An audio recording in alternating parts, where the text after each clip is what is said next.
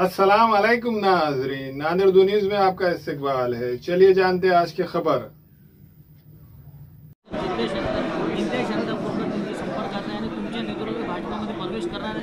मला माहीत नाही असे कुठल्याही प्रकार अशी कुठली चर्चा माझ्याशी झालेली नाही का?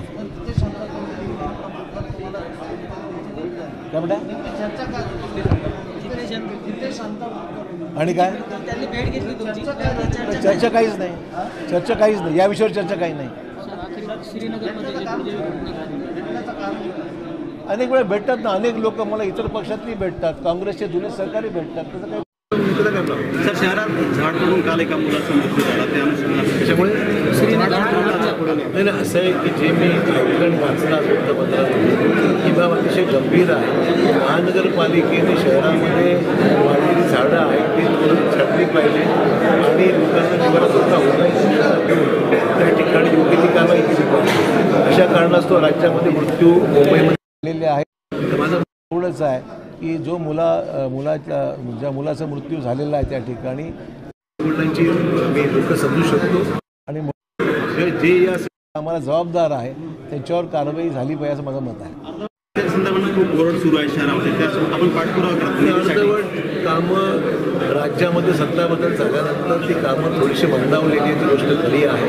उर्वरित लागणारा पैसा जो आहे, निधी जो आहे, तो मी ह्याच्या अगोदरसुद्धा राज्याच्या बांधकाम मंत्र्यांना बोललेलो आहे, त्यांना पत्रव्यवहार केलेला आहे आणि मला खात्री आहे की ती पैसे अर्धवट कामं जी राहिली आहे ती पूर्ण करण्याचं पैसे देतील. केंद्रीय अर्थसंकल्प जो निर्मला सीतारामन देशाच्या वित्तमंत्र्यांनी सादर केला त्या संदर्भामध्ये जनतेपर्यंत माहिती जावी आणि त्यातले जे महत्त्वाचे निर्णय घेण्यात आलेले आहेत त्या संदर्भामध्ये लोकांपर्यंत अधिक माहिती जावी या भूमिकेतून आज पत्रकार परिषद घेण्यात आलेली आहे. हा अर्थसंकल्प सर्वसमावेशक आहे. या ठिकाणी तरुण, महिला, गरजू आणि देशाचा एकंदरीत समतोल विकास व्हावा या अनुषंगाने देशाचे पंतप्रधान नरेंद्र मोदी यांनी जी विकसित भारताची कल्पना जी मांडलेली आहे त्या अनुषंगाने हा अर्थसंकल्प की त्याच्या दृष्टीने पडलेलं हे महत्त्वाचं पाऊल आहे.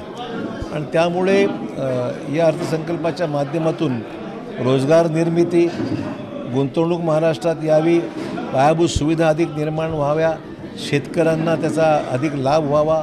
त्याच्यामध्ये आपण पाहाल की सपोर्ट प्राईससुद्धा अनेक ठिकाणी केंद्र सरकारने नुकती वाढवलेली आहे, त्याचाही बेनिफिट शेतकऱ्यांना व्हावा. अशा अनेक तरतुदी करण्यात आल्या आहेत. तरुणांना त्या ठिकाणी इंटर्नशिपसाठी सुद्धा पैसे देण्यात आले आहेत. त्याला ट्रेनिंग देण्याच्या बाबतीत 6,000 ते 10,000 रुपये महिला देण्याची तरतूद करण्यात आलेली आहे. ती योजना राज्य शासनाने घातलेल्या योजना, मग ती लाडकी बहीणची योजना असो, गॅस सिलेंडरच्या संदर्भातलं तरतूद असो, 7-7.5 HP पर्यंत विद्युत कुठल्याही प्रकारची आकारणी न करण्याचा निर्णय असो, तर मला वाटतं की राज्य सरकार महायुतीचं असो किंवा केंद्रातलं सरकार NDA सरकार असो, त्या दोघांच्या माध्यमातून देशासाठी प्रगतीच्या दृष्टीने एक महत्त्वपूर्ण पाऊल त्यात टाकण्यात आलेलं आहे आणि त्याचा लाभ जनतेपर्यंत पोहोचवणं ही आम्हा सर्वांची जबाबदारी आहे.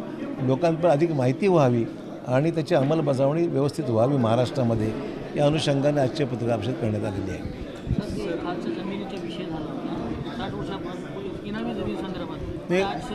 नांदेडच नव्हे तर संपूर्ण मराठवाड्यामध्ये मदतमात आणि खिदमतमास पद्धतीची जमिनी आहेत की ज्या जमिनीवर गेल्या 30-40 वर्षापासून लोकांचं वास्तव्य आहे. त्यामुळे त्या जमिनीत झालेले व्यवहार हे नियमित व्हावे, कारण त्या लोकांना बांधकामाची परवानगी मिळत नाही, खरेदी विक्रीचे व्यवहार होऊ शकत नाहीत.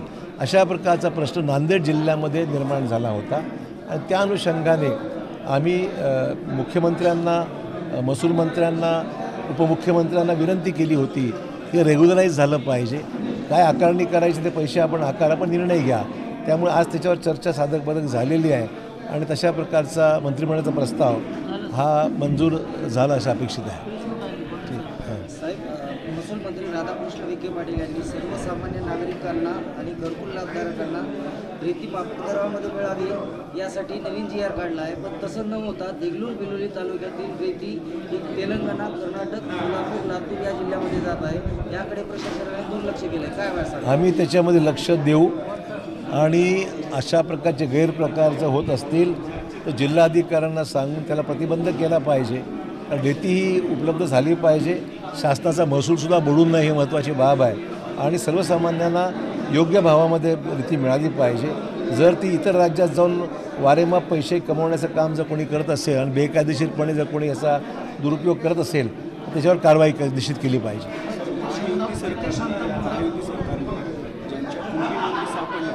ज्यांच्या कुंडी नोंदी सापडल्यात त्यांना प्रमाणपत्र वाटप केले. हातगावमध्ये गावामध्ये मला वाटतं हे दुसरा एक प्रश्न, नायगाव विधानसभा मतदारसंघामध्ये आज निर्धार बैठक पार पडली सकल मराठा समाजाची आणि तीव्र आंदोलन करण्याचा इशारा कशा बाबतीमध्ये या मराठा आरक्षणाच्या बाबतीमध्ये. नाही, मराठा आरक्षणासंदर्भामध्ये जे गैरसमज आहे ते खऱ्या अर्थाने दूर झाले पाहिजेत. लोकांनाही सांगण्याची गरज आहे किंवा समजण्याची गरज आहे की 10% आरक्षण महाराष्ट्रामध्ये लागू झालेलं आहे.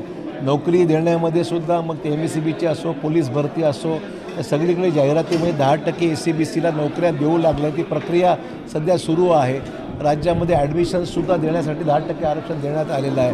कुणबी प्रमाणपत्र ज्यांच्या नोंदी आढळल्या त्यांना कुणबी प्रमाणपत्र दिलं जात आहे. त्यामुळे आरक्षणासंदर्भामध्ये गैरसमज जो आहे तो दूर झाला पाहिजे आणि वास्तव लोकांना सांगण्याचं काम हे आपण सर्वांनी केलं पाहिजे. उलट चांगलं काम चाललं आहे आणि जो प्रलंबित प्रश्न आहे त्याचा पाठपुरावा केला पाहिजे. ते जलजीवन मिशनचं काम सर्वत्र राज्यामध्ये सुरू आहे, पण त्याला गती देऊन ज्या कामाला पूर्णत्वास नेणं महत्त्वाचं आहे. नांदेडमध्ये सुद्धा हे काम चालू आहे, परंतु त्याला पूर्णत्वास नेण्याकरता आपण अधिक गती देण्याची गरज आहे आणि म्हणून ही बाब मी उपमुख्यमंत्र्यांच्या निर्णयास आणून दिली. राज्यसभेच्या प्रश्नाच्या माध्यमातून मी केंद्रीय मंत्र्यांना अवगत केलं आहे की ह्याला लक्ष देण्याची गरज आहे आणि त्या दृष्टीने केंद्राने लक्ष दिलं आहे आणि मला खात्री आहे जे काय काम उर्वरित राहिलेलं ते लवकर पूर्ण होईल. ठीक आहे ना, जर कामं होत नसतील तर कारवाई केली पाहिजे. अस्सलाम वालेकुम, मैं इमरान खान. हमें उम्मीद है कि आपको हमारा चैनल अच्छा लगता होगा. लेटेस्ट न्यूज़ के लिए देखते रहिए नांदेड़ उर्दू न्यूज़ और न्यूज़ के पसंद आने पर लाइक, शेयर और सब्सक्राइब करना ना भूलें.